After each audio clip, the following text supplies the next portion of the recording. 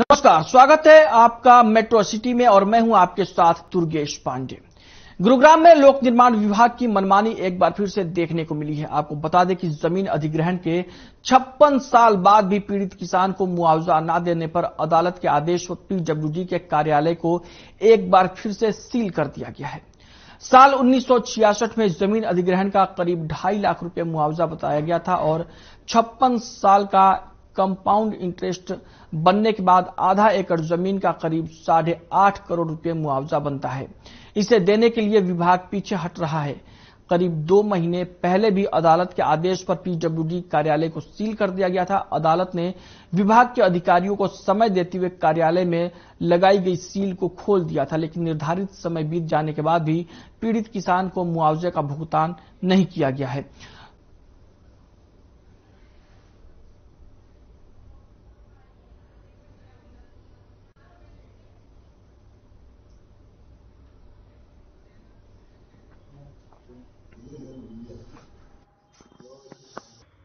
माननीय न्यायालय ने हमें निर्देश दिए थे, एक लैंड एक्विजिशन का मैटर था, उसमें पेमेंट करनी थी, पर जो हमारी कैलकुलेशन थी और जो पिटिशनर चाहता था उसमें बहुत फर्क था, तो हम पेमेंट नहीं कर पाए। न्यायालय ने इसलिए ये आदेश जारी किया। ये 1966 में रोड बना था। ये 2 महीने पहले भी इनका जो बिल्डिंग थी वो सील कर दी गई थी, लेकिन उसके बाद इन्होंने किसानों का जो मुआवजा है उसकी पेशकश की कि 2.5 लाख रुपए हम दे देंगे। लेकिन उसके बाद कोर्ट ने जो है बोला कि चलिए ठीक है, आप 2.5 लाख रुपए दे दीजिए, लेकिन उस पर 56 साल का जो इंटरेस्ट है, कंपाउंड इंटरेस्ट, वो भी आपको पे करना पड़ेगा। और इसको टोटल मिला के 8 करोड़ 71 लाख रुपए बकाया जो किसानों का ये बनता है। कहाँ की ये अपील तो 10 साल हो गए डले हुए। ये खेड़की बाजरा बसई धनकोट की जमीन थी और इस पे बिना एक्वायर किए ही रोड बना दिया गया था।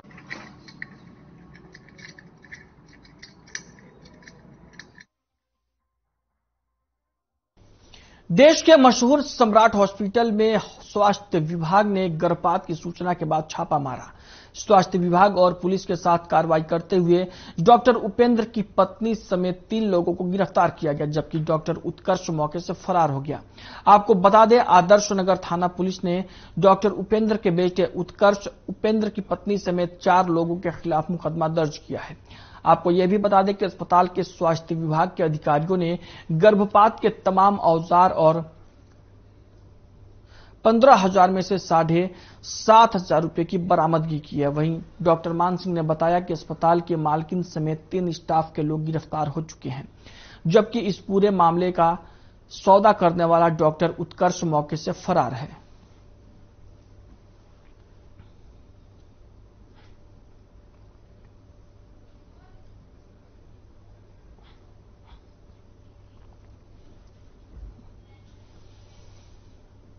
खबर फरीदाबाद के सिविल अस्पताल से है, जहां पर कर्मचारी के हार्ट अटैक से मौत हो गई। बताया जाता है कि मृतक का डिमोशन किया गया था, जिससे वो डिप्रेशन से गुजर रहा था। अस्पताल के कर्मचारियों ने अस्पताल प्रशासन और सीएमओ को मृतक की मौत का जिम्मेदार ठहराया है।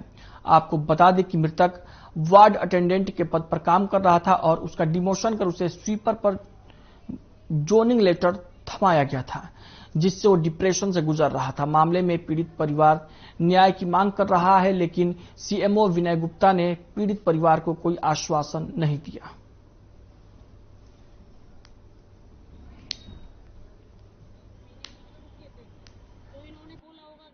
मामला सर ये था कि 2019 में उसने ज्वाइनिंग करी थी ठेकेदारी में, ज्वाइनिंग करी थी वार्ड सर्वेंट पे, मतलब 4th क्लास पे, और कौशल निगम आया था हमारा 2022 में अप्रैल में बीके हॉस्पिटल के अंदर।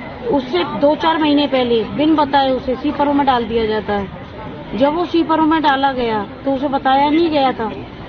दुनिया देखो सर, आप भी जानते हो किसी की प्रमोशन हो सकती है, डिवोशन नहीं हो सकती। उसको सीपर में डाल दिया गया। उसे तब पता पड़ती है जब उसके हाथ में ज्वाइनिंग लेटर आता है कौशल निगम का, तो वो सीपर उस पर लिखी होती है, उस पर सीपर लिखा हुआ था और उसका सीपर लिखना और वो मेरे पास उसका आना कि मैडम ये क्या हो रहा है, मैं सीपरों में कब से आ गया, मेरे पे तो वार्ड सर्वेंट में लगा था। उसकी क्लास 4 में ड्यूटी थी जी, उसे 3-4 साल से उसने 3-4 महीना से उसने सुपरवाइजरों ने सीपर में नाम डाल दिया। अच्छा जी जी।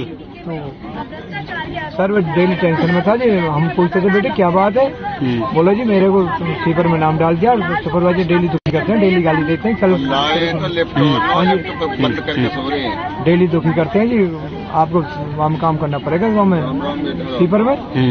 डेली घर पे जाकर रोता था जी। अच्छा। और फिर जब रात लेके आए तो उसको 3 मंजिल पर सीढ़ी से चढ़ाया, लिफ्ट भी बंद थी।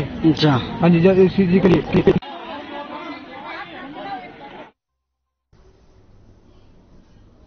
कैबिनेट मंत्री मूलचंद शर्मा ने फरीदाबाद के बल्लभगढ़ में सेक्टर 2 के पास दादा पोते ट्रैक का उद्घाटन किया है, जहां सुबह शाम घूमने के लिए इस ट्रैक पर नाम दादा पोते दिया गया है। आपको बता दें कि करीब 2.5 करोड़ रुपए की लागत से इस ट्रैक का निर्माण किया गया है।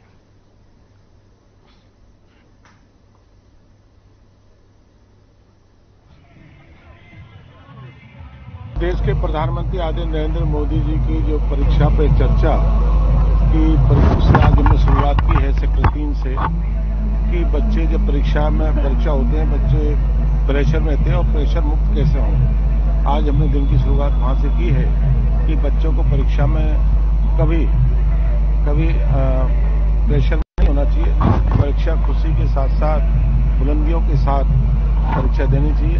आज हमने 2.5 करोड़ की लागत से इरिगेशन के साथ दादा पोता ट्रैक जो तैयार किया है।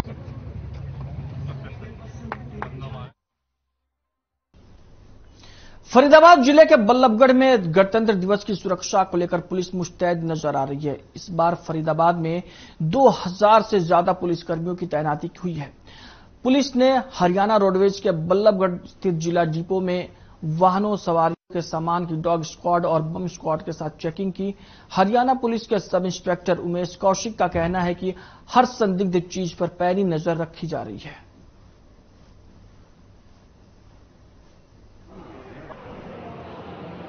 फरीदाबाद में जांच की जा रही है। 2000 पुलिसकर्मी गणतंत्र दिवस की सुरक्षा के मद्देनजर फरीदाबाद पुलिस श्रीमान पुलिस उपायुक्त महोदय ने लगाए गए और हमने आज बस अड्डा बल्लभगढ़ डॉग स्क्वाड टीम और बम डिस्पोजल स्क्वाड टीम के साथ में मिलकर और चेकिंग की गई है। और हमारे यहाँ पे मेट्रो स्टेशन, रेलवे स्टेशन और बस अड्डा तीनों नजदीक हैं, तो तीनों पे हमने बम डिस्पोजल और डॉग स्क्वाड की टीम के साथ गहनता से चेकिंग की।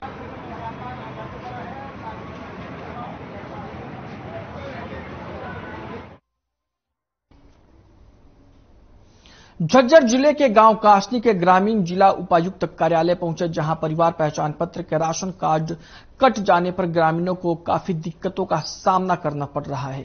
ग्रामीणों ने कहा कि एक तरफ परिवार पहचान पत्र में इनकम ज्यादा दिखाई गई, फिर दूसरी तरफ राशन कार्ड भी कट गया, जिसके चलते राशन मिलने में दिक्कतें हो रही हैं।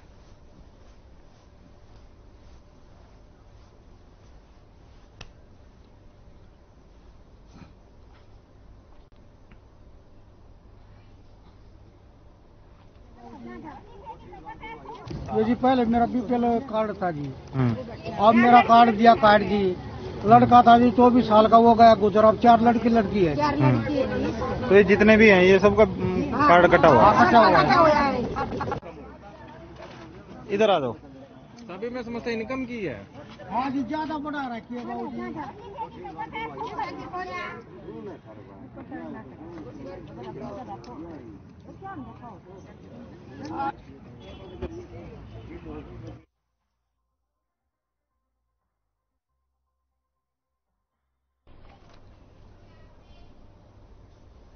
झज्जर की रनिया कॉलोनी में बनी झुग्गी झोपड़ियों में अचानक आग लग गई। आग लगने से झुग्गियों में रहने वाले मजदूरों में अफरा तफरी मच गई।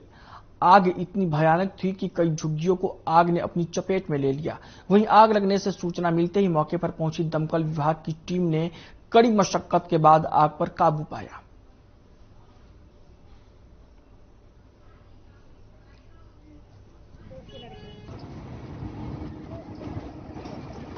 ये तो कुछ नहीं बता सकते जी, किसी का नाम तो सामने आया नहीं है। अचानक या तो किसी शरारती तत्व ने बीड़ी पी के तिल्ली फेंक दी है। और ये आग का जो कारण है, कईयों की झुग्गी यहाँ पे जल गई है और ये बेचारे गरीब मजदूर आदमी मजदूरी कर करके इन्होंने कपड़े मांग के उनकी तो इन्होंने अपनी ये लगा करके लकड़ी वगैरह लगा, उसमें धोती कपड़ा वगैरह तान के इन्होंने अपना आशियाना बनाया था। कितनी झुग्गियां जल गई हैं? झुग्गियां ये लगभग 8-9 जली हैं जी।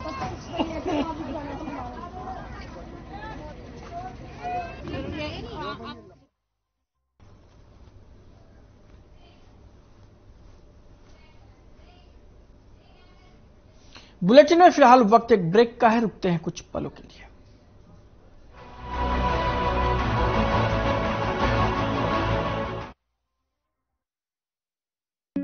Hey mom, hey, look, I can download a song really fast.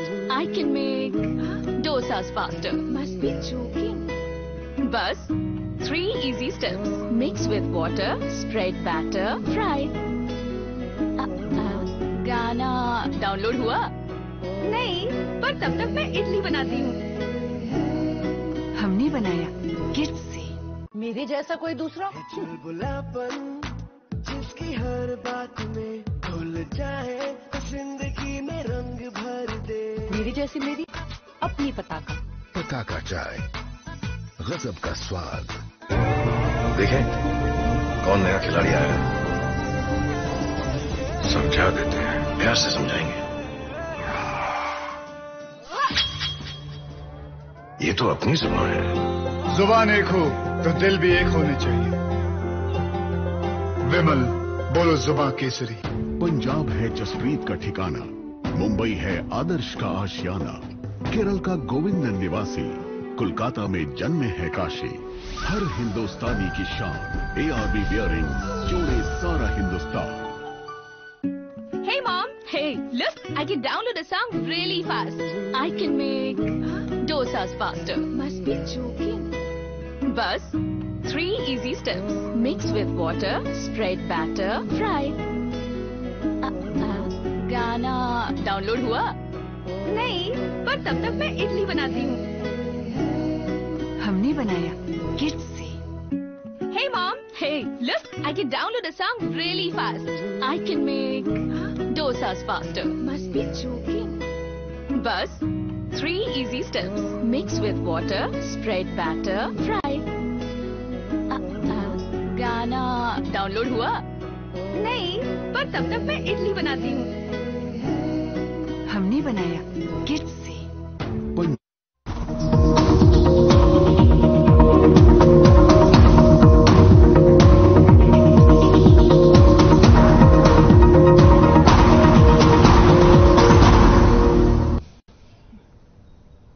Break के बाद स्वागत है आपका। मुख्यमंत्री मनोहर लाल और उप मुख्यमंत्री दुष्यंत चौटाला पंचायत मंत्री देवेंद्र सिंह बबली के गांव बढ़ाई खेड़ा के स्कूल के मैदान में नेताजी सुभाष चंद्र बोस की जयंती पर मधुर मिलन समारोह और प्रगति रैली में पहुंचे, जहां उन्होंने 18 परियोजनाओं का शिलान्यास किया। इस दौरान सभा को संबोधित करते हुए सीएम मनोहर लाल ने कहा कि सभी शहीदों को मैं नमन करता हूं। हमने हरियाणा एक, हरियाणवी एक का नारा दिया है। हमने पारदर्शिता लाने का काम किया है और साथ ही हमने पंचायतों को पूरे अधिकार दिए हैं। हमने विकास में कोई कमी नहीं छोड़ी है। साथ ही कानून व्यवस्था पर सीएम ने कहा कि सुप्रीम कोर्ट ने हरियाणा के कानून को बेहतर बताया है।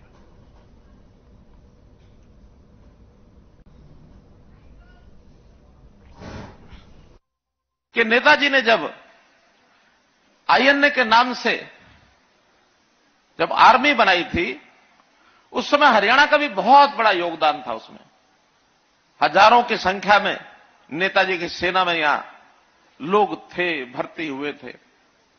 ये ठीक बात है कि आज अधिकांश स्वर्गवासी हो गए हैं, क्योंकि 1942 में ये आर्मी बनाई गई थी। आज ठीक उसके 81 साल हो गए हैं। अगर उस समय 20 साल का भी वो भर्ती हुआ होगा तो आज उसकी आयु 101 साल की होगी। कुछ बंधु आज हरियाणा में हैं, जीवित हैं, मैं उनको भी सम्मान करना चाहता हूं। सामान्यतः 26 जनवरी पर ऐसे सब बंधुओं को हम सम्मानित भी करते हैं। तो इस प्रकार से उनका जो योगदान रहा देश की आजादी में, अविस्मरणीय। बंधुओं, ये ठीक है कि आजादी उनके सबके प्रयत्नों में मिली 1947 में, लेकिन 47 में ही एक विचार कुछ महापुरुषों के दिमाग में यह भी आने लगा कि इस आजादी को बरकरार रखना ये आजाद भारत के नागरिकों का काम है। आज हमारे जिम्मे भी पिछले कई वर्षों से इस प्रदेश की बागडोर संभालने का मौका मिला है। हमने भरपूर वो काम जो पीछे सरकारें नहीं कर पाई थी, जो अधूरे छोड़े थे उन सब कामों को हमने हल करने की कोशिश की है। चाहे वो विकास के काम हो, चाहे वो सामाजिक जीवन के स्तर को ऊंचा करने की बात हो, चाहे लोगों के आर्थिक स्तर को ऊंचा करने की बात हो, चाहे रोजगार देने की बात हो, चाहे इस प्रदेश के लोगों को प्रदेश के प्रति सोचने का जो एक गौरव उत्पन्न होना चाहिए कि मेरा हरियाणा गौरवशाली हरियाणा, मेरे मन में हरियाणा वासी होने का भाव ये जागृत हो। तो आपको याद होगा हमने एक नारा दिया था, हरियाणा एक, हरियाणवी एक।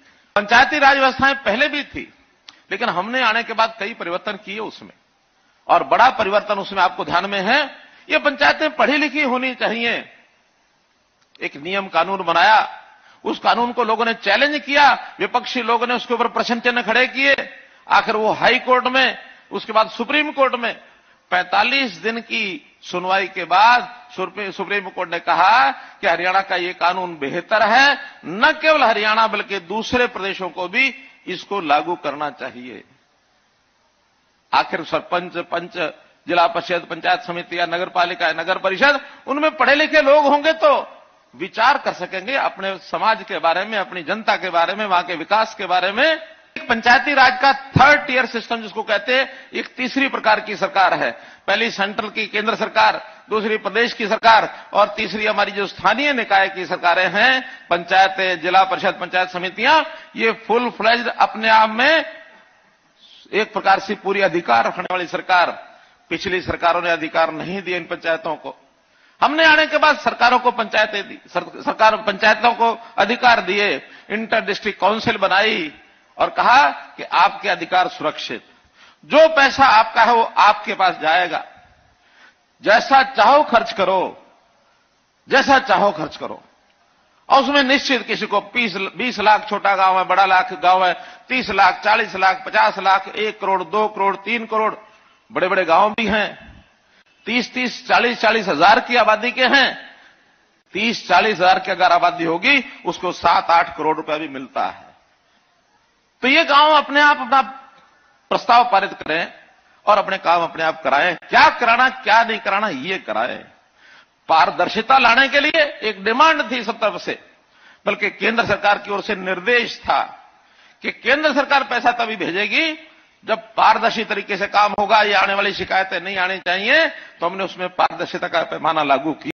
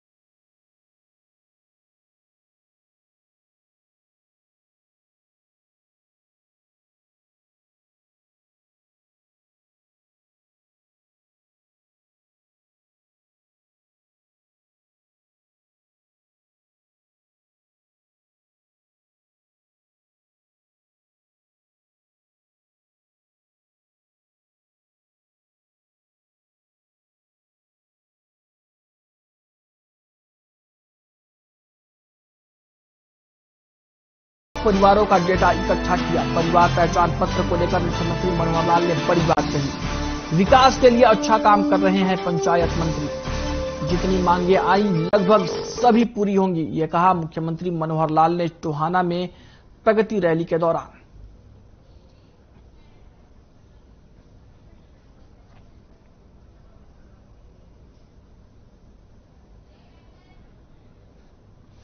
वहीं हरियाणा के मुख्यमंत्री मनोहर लाल ने चंडीगढ़ में किसान प्रतिनिधियों के साथ गन्ना मूल्य निर्धारण विषय पर बैठक की। इस दौरान मनोहर लाल ने किसान प्रतिनिधियों को आश्वासन दिया कि प्रदेश सरकार जल्द ही गन्ना किसानों व चीनी मिलों के हित में निर्णय लेगी। सरकार ने गन्ने के मूल्य निर्धारण के लिए कमेटी का गठन किया हुआ है। सीएम मनोहर लाल ने किसानों से अपील की है कि किसान हड़ताल की पद्धति न अपनाएं। चीनी मिलों का बंद होना न तो किसान और न ही मिलों के हित में है, इसलिए किसान हड़ताल खत्म कर चीनी मिलों को सुचारू रूप से चलने दें।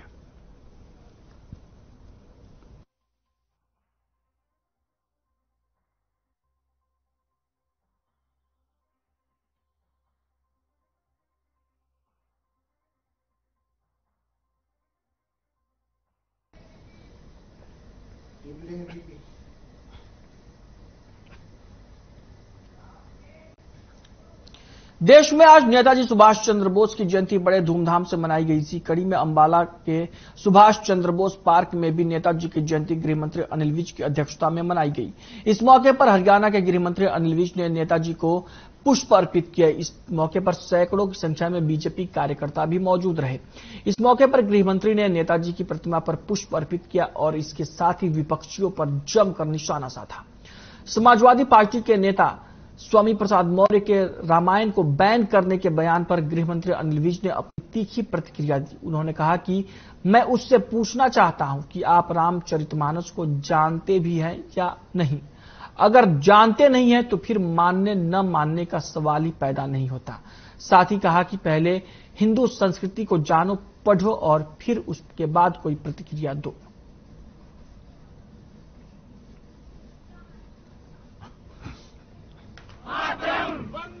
सुभाष चंद्र बोस की जयंती है और सन 2000 में हम नियमित तौर पर इसको मनाते हैं।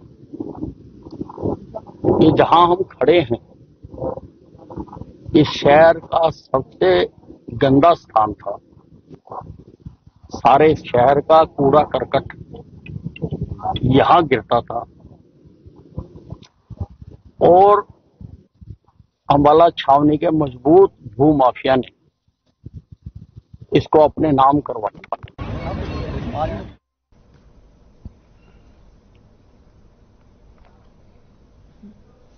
हरियाणा के कृषि मंत्री जेपी दलाल भिवानी में अपने आवास पर जनता दरबार लगाकर लोगों की समस्याएं सुने। इस दौरान उन्होंने समस्याओं को लेकर संबंधित अधिकारियों को फोन पर समाधान के निर्देश भी दिए। इसके बाद मीडिया से मुखातिब होते हुए देश और प्रदेश के राजनीतिक हालातों और मुद्दों पर जवाब दिए। जेपी दलाल ने पीएम मोदी के निर्देश पर सहमति जताते हुए कहा कि बीजेपी को मुस्लिमों से कोई परहेज नहीं है। बीजेपी ने कभी जाति, धर्म या पंथ की राजनीति नहीं की। बीजेपी हमेशा सबका साथ, सबका विकास और सबका विश्वास को लेकर काम करती है। उन्होंने आरोप लगाया कि तुष्टीकरण की राजनीति तो कांग्रेस करती है।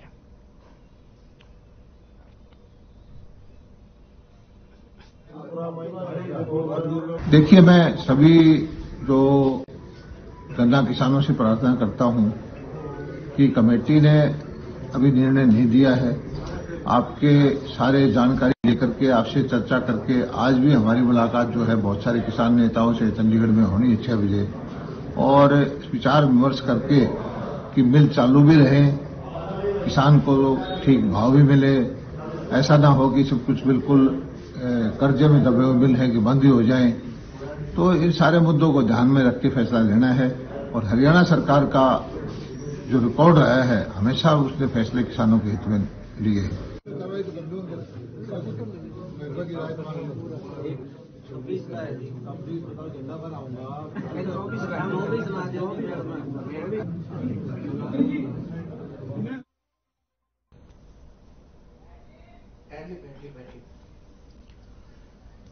हरियाणा के कृषि मंत्री जेपी दलाल ने अपने आवास पर जनता दरबार लगाया और इस दौरान उन्होंने लोगों की समस्याएं सुनी। आपको बता दें कि जेपी दलाल ने इस दौरान प्रधानमंत्री नरेंद्र मोदी की उस बात से सहमति जताई जिसमें उन्होंने कहा है कि बीजेपी को मुस्लिमों से कोई परहेज नहीं है।